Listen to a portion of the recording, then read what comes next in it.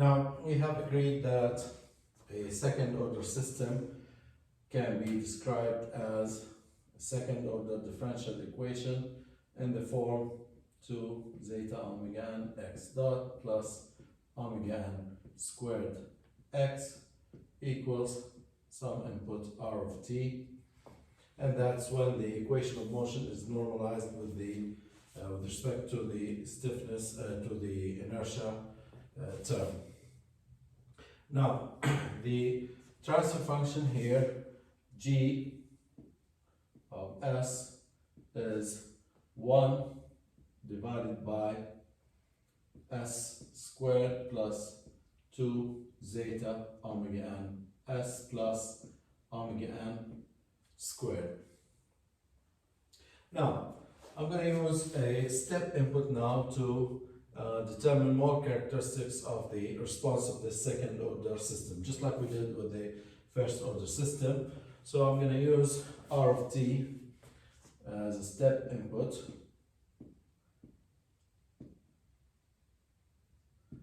Step input r of t is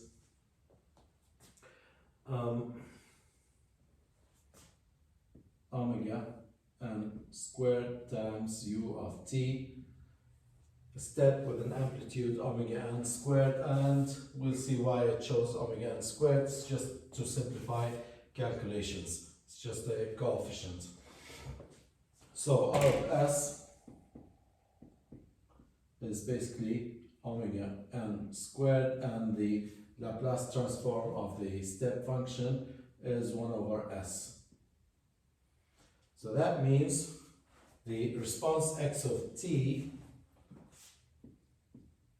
x of s, I'm sorry, which is going to be the transfer function times the input r of s, is basically omega n squared divided by s squared plus 2 zeta omega n s plus omega n squared, and this is all multiplied by s that comes from the input. Now, I'm going to use partial fractions here. I'm going to write x of s as a0 divided by s, that's for the first s here, the first term in the partial fractions, plus, now this is a second order polynomial. That means it will have two roots. It will have s1 and s2, two roots, and that means that you can write this fraction a1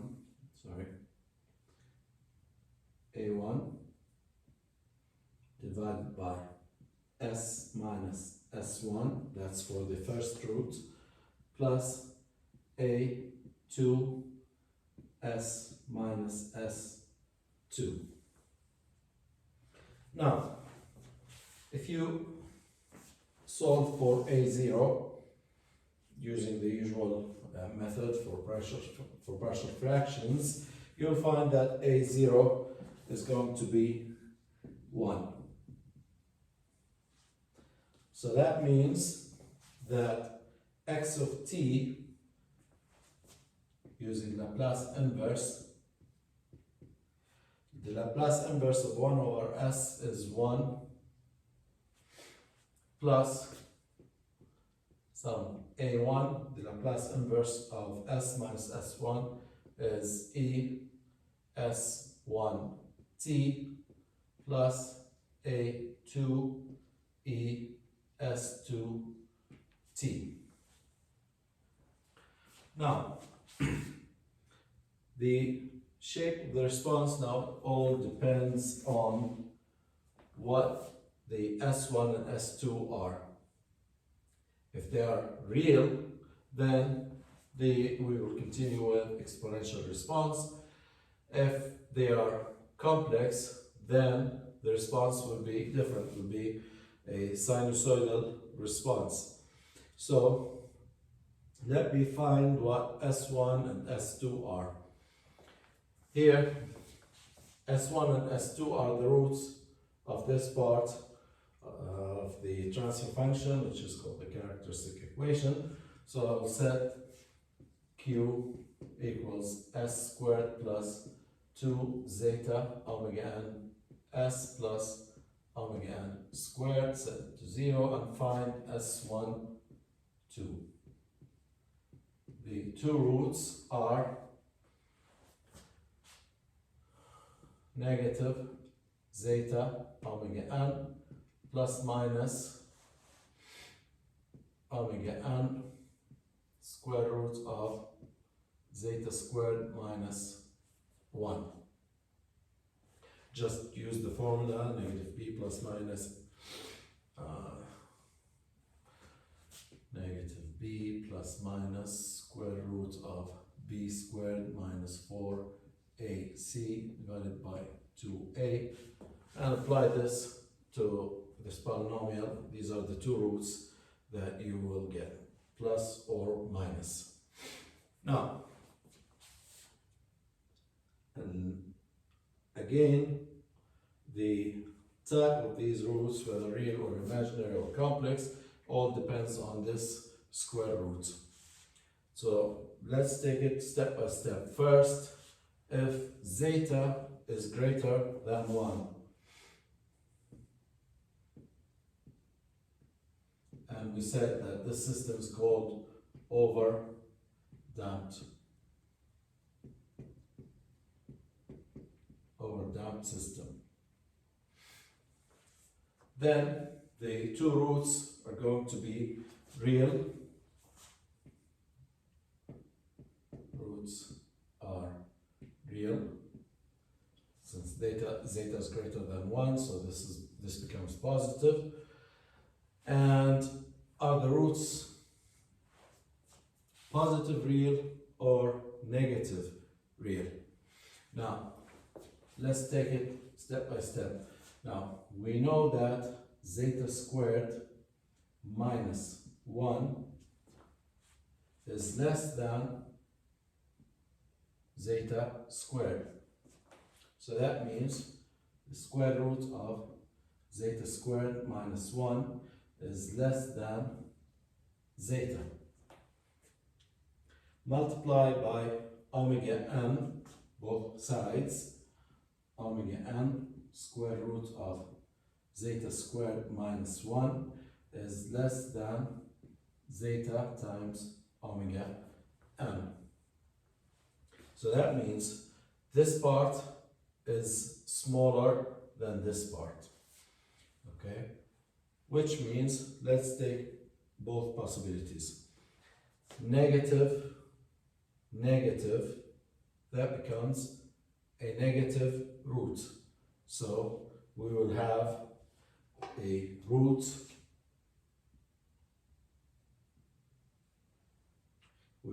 one root here, negative, negative, that's a negative root. Negative plus this value, is it going to be greater than 1? Is it going to be positive or negative? Now we have established that this is smaller than zeta omega n. This term is smaller, so even if it is positive, then the sum of these two is going to be also smaller than 0, and it's going to be also negative. So both cases, whether plus or minus, both roots are negative. I will have a root here. The smaller of the two is when the sign is positive, negative zeta omega n plus omega n square root of zeta squared minus 1, and this root is negative zeta omega n minus omega n square root of zeta squared minus 1. So that means the response, since the roots are real, the response is going to be pure exponential response. So x of t is 1 plus some amplitude a1 e to the power of negative zeta omega n plus omega n square root of zeta squared minus 1 all multiplied by t plus a2, and the second root is e negative zeta omega n minus omega n square root of zeta squared minus 1 all multiplied by t, and both roots are real. So the response basically is just like two first order systems. The response, both responses, or both parts of the response, are going to be exponential, and the final value, these two exponents are negative, so they will decay to 0, and what remains is 1. So the response is going to be to have a final value of 1 and an exponential response that approaches 1 at time t infinity. So that means I can deal with this system just like I dealt with the first order system in terms of characteristics. For example, these two first order systems will have time constants and settling time. Now, which one determines the settling time of the second order system? Okay, I will have two time constants. I can write this response as, it's like we did with the first order system, 1 plus a1 e to the power negative t divided by tau 1 plus a2 e to negative t divided by tau 2, and in this case tau 1 is 1 over s1 and tau 2 is 1 over s2. So I will have two time constants for these two first order systems that represent a second order system. So which time constant do I use? Do I use both, or one, or a combination? Well, basically the time constant will be the longer of the two. The short time constant, that means the response with the short time constant will die before the response with the longer time constant. For example, if the time constant tau 1 is 1 second, then in 4 seconds I will have settling in the term a1 e to the power negative t divided by tau 1. This will settle in 4 seconds. Then if tau 2 is 2 seconds, the settling time of the second term will be 8. We've determined that the settling time ts is 4 tau. So the short time constant will decay before the longer time constant, so I do not have to worry about the smaller of the two time constants. The response, or the settling time of the response, is actually controlled by the longer time constant, because that leads to the longer settling time. So the time constant Ts will be 4 tau, just like in the first order system, except that tau will be the longer of the two time constants here. Tau, write that down here. If tau 2 is greater than tau 1, then tau is the greater of the two time constants, and the settling time is going to be 4 tau 2, the larger time constant. And that tells me what the settling time is. The final value, according to this step input, the final value is 1. After 4 time constants, we have we'll have an error of 2%. If I use 5 time constants, the error will be just 1%. Now, when zeta is equal to 1, said that this is a critically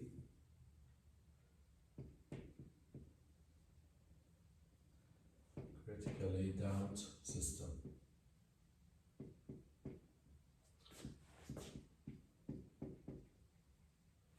When zeta is equal to 1, zeta squared is 1 minus 1, that is 0. So this term is 0, and negative 1 times omega, so both roots S12 will be negative omega n. So I will have repeated roots, or double root. So in this case, then x of t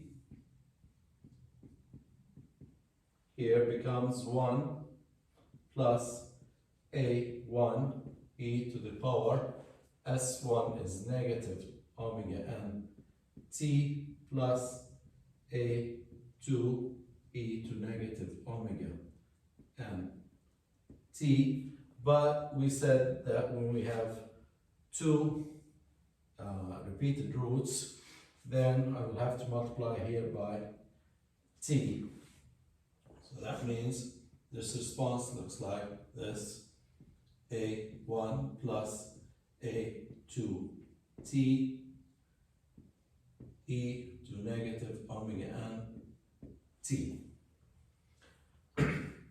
Again, we have constant which comes from the forced response, the step input, and then a first order system response here. A response that looks like a first order system response. We said that this coefficient increases with time, but linearly this exponential part decays with time much faster than this. So overall, the multiplication of both terms is going to decay to 0, and what I end up with at time infinity is 1.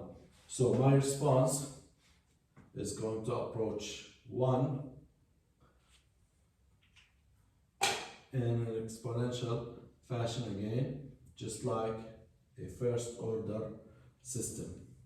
So this was under damped, this is over damped, and again I can write this, since it looks like a first order system, 1 plus a1 plus a2 t e to negative t divided by tau, and tau is going to be 1 over omega n, and that's my time constant here. So we have one time constant for this system, and that means that the settling time of this system Ts is simply 4 divided by omega n, 4 time constants. So again, for critically damped systems, the response looks like a first order system response, and the same characteristics we will have here in terms of errors with respect to the time constant. We will have settling at 4 time constants over time, and the response will approach the final value of 1, which is a constant value since my input R of t is constant. It's a step, of magnitude omega n squared, that's a constant value, and the output is a constant value.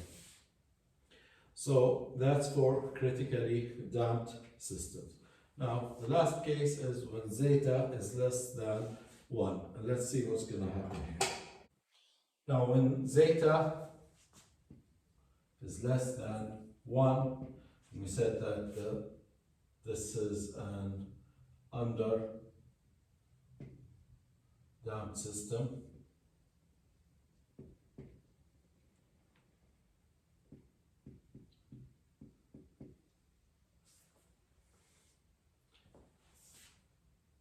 And we've done something wrong here. This is not under damped, this was over damped. And this was critically damped.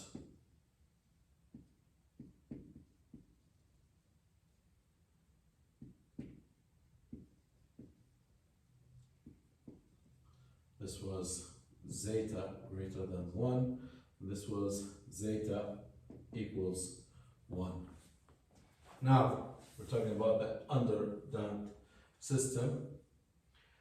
Now, zeta is less than 1. When zeta is less than 1, then this term here becomes negative, so the square root of a negative number is an imaginary number, so we will end up with complex roots. Then roots are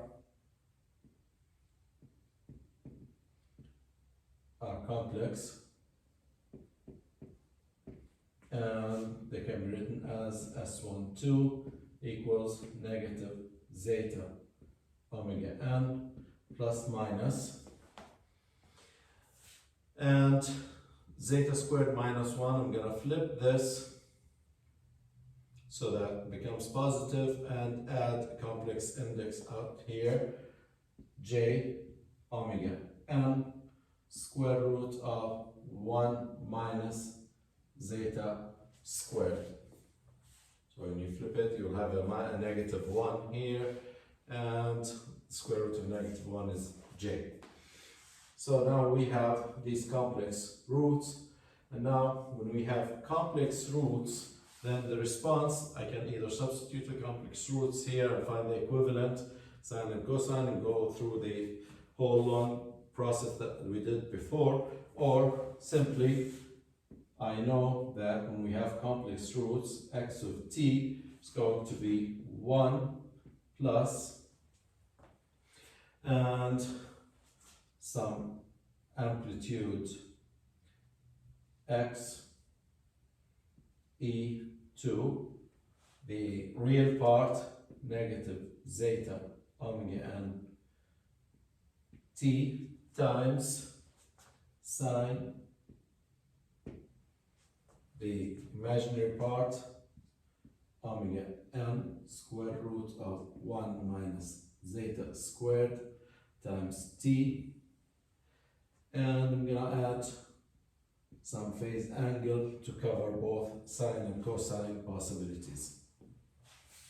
So now here we have a sinusoidal response, exponentially decaying sinusoidal response.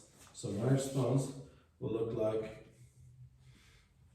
this. At time infinity, this becomes 0, e to negative infinity is 0, and I will settle to a value near 1, and the response will be sinusoidal and decays to 1 at infinity, and the amplitude of this sinusoidal response is decaying or decays exponentially, and this envelope, the equation of this amplitude is right here, e for x, e to negative zeta omega n t. So now again, the amplitude of the response behaves just like a first order system. The amplitude is an exponential response. So if the amplitude settles near the final value, then the whole response will settle near the final value, because it all depends on the amplitude of the response. Here's the amplitude. It looks like a first order system. So what I'm looking for is when the amplitude settles to 2% error.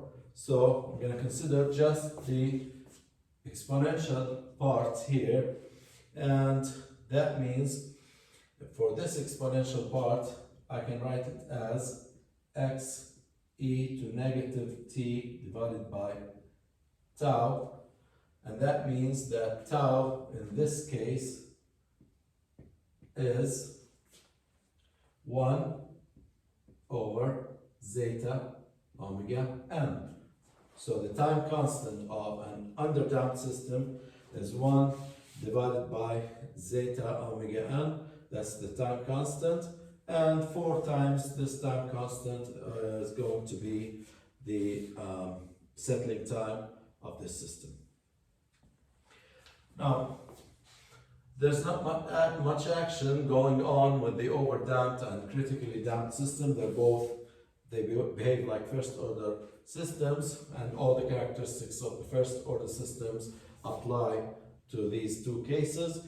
The action part is when the system is underdamped, and that's where we need to explore more properties of this system. And let's do that in the next video.